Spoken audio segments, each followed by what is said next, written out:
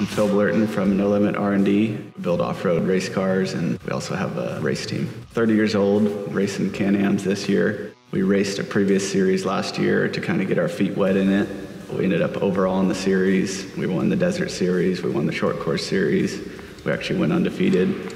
And this year we decided to do a race best in the desert and kind of go where all the big names are. I raced a lot of motocross through middle school and high school. Kind of took a break, got into rock crawling for about 5 to 10 years, and now switched back into racing the side-by-sides. The Maverick X3 is awesome. I originally bought the car actually as a play car. We were just going to get it to build parts off of. And as soon as it showed up to the shop, I think that day we started tearing it apart and building our desert car out of it. Our CanAm X3 is a fairly stock platform. We made it pass all the best in the desert rules.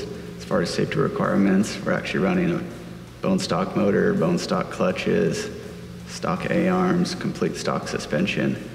We've done 3 races with it. So we raced Parker. We had a good run there, kind of got to see the pace that everybody was running, and then raced the Mint 400, and now just recently raced the UTV World Championships.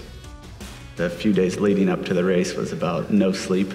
We stopped in Barstow and did a couple last-minute adjustments on the car, and then showed up and we're ready for contingency and tech. I think pretty much anybody that races UTVs was at that race. From there on, just kind of relaxed and made sure the car was ready to go for race day. You know, we drew 49th out of 50, so we knew we were starting last and that it was going to be a lot of broken cars on the way to the front. The X3 was amazing. Suspension-wise, I felt like we had the upper hand on everybody as far as suspension went. In the Fox Proving Grounds, we would pass 2 to 3 cars every single lap in there. The car is so smooth it was not even beating you up during the day. We got Vegas to Reno coming up here. It's going to be our longest race that we've ever done. Being new into desert racing, 250 miles is the farthest we've gone, so preparing for Vegas to Reno is going to be our first actual chase race.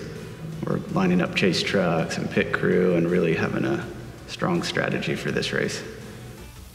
When we landed on the podium, we were pretty amazed. A little bit of shock. We definitely didn't think starting dead last that we'd work our way all the way to the front, and not really knowing until about lap 8 where we were. Being able to win that race was awesome. We started the year out with a game plan to race for points, and we said if there's one race that we're going to go for, it would be the UTV World Championships. And we went for it and were able to pull it off.